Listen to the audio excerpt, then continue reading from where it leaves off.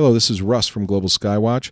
I want to share with you some information that I've detected. As someone who can smell and taste chemtrails, I've detected many patterns over the years of the spraying, and I've detected the different spray types and correlated those different spray types with different symptoms. But I've noticed something very interesting over the years is that there's often a correlation between public votes, public political events, and the spraying, that the intensity of the spraying that takes place. I'm going to give you an example, and as time goes on, I'm going to give you more examples as they occur. And I'm doing this in hopes that we will get more scientists and more lawyers involved, and so that even people who listen to this who aren't involved in the political process, who are not involved in law, or who are not involved in science, will also be able to start to correlate their own personal experiences and see the patterns. For me, seeing the patterns is very easy because I can smell and taste chemtrails as plainly as anything else. And this makes it very easy for me to correlate these events with the spray events. So it is now November 21st, 2016. It's a week plus after the presidential election here in the United States. And what I noticed, this is very, very interesting. What I noticed about the spraying is 5 days before the presidential election, they started spraying a new type, which they've only sprayed about the previous 3 months or so. It's a very intense type that for the previous 3 months, they've only sprayed occasionally, intermingled with the normal common type spraying that they do. It's piercing. It tastes like chrome. I believe it has biologics for reasons that I'll explain in another video blog entry. And it causes people to get sick. It causes immunosuppressive effects, I believe, very strong. There's no doubt in my mind. I've seen the effects on myself and on other people. But it has a real strong, piercing chrome flavor. It burns my sinuses, gives me the beginnings of a headache within seconds, and before long, a full-fledged headache that starts behind my eyes and just travels back through my head. Now, like I said, they sprayed this occasionally for the previous 3 months, just once in a while. And as soon as I detected it for the first time, I made a mental note saying, this is new. There's something new going on here. And I just kind of kept a mental note of every time and how every time they sprayed it, how frequently they sprayed it. And for the past 3 months or so, it's just been occasional. The 5 days before the U.S. presidential election, they began spraying it almost hour by hour, nonstop, day and night.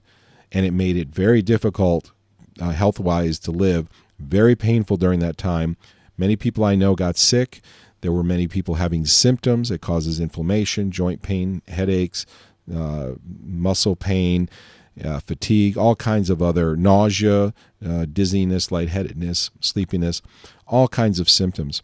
But 5 days before the election, the spraying of that new type that I just detected within the last 3 months became very, very intense, and it was sprayed every day, almost hour by hour by hour. That continued until the day after the election, which was actually a mild spray day based on taste and smell. Then it picked back up again, but not as strong as it was the 5 days previous to the election. They didn't spray necessarily hour by hour, but maybe every 2 hours, every 4 hours. It kind of was just mixed up in a randomish kind of a pattern. But they were really focusing on using this new, really intense chrome-tasting type, which is immunosuppressive. I have seen for years how they have correlated the spraying of very potent types of chemtrails with political events. And I will report on this in the future when it happens, something I've wanted to do for a long time because I want people to see the patterns, understand the patterns, and I want it to help encourage people who are scientists who can do testing or who are lawyers to get involved, and people who don't have these particular skills to understand what's going on with their body and understand that there are patterns, and this is very, very real. So anyway, very interesting pattern. It doesn't surprise me at all. I think it shows that the chemtrail program is really multifaceted. We see hypernucleation. We see the drought in California as a result of hypernucleation off the Pacific coast.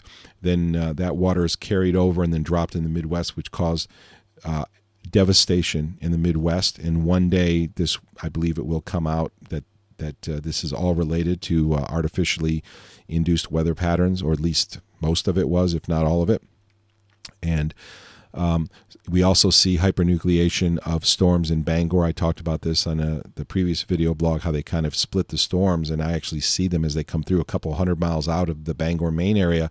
They hypernucleate, and the storm just dissolves. It splits in half. The northern part will go ahead and continue. The southern part down by Boston will continue, but the whole of northern Maine is just decimated by hypernucleation, and then no rainfalls or very little rainfalls. So anyway, so that I believe that the whole spraying campaign is multifaceted, and one of the most interesting aspects of it is the correlation between political events like the U.S. presidential election and the intense spraying, making you wonder, what is one of the purposes of the spraying? Could it be to affect elections? Could it be to affect votes? Could it be to lower turnout by making people sick? I'm just going to share my observations and hopes that more people will take this seriously over time, as I know many people are now. We have record high numbers on all of our websites. People are waking up and realizing the truth behind this, which makes me very glad because I suffer daily because of it. So thanks for listening, and we'll see you on the next video blog entry. Please share, and please feel free to include or embed these videos in your websites and blogs.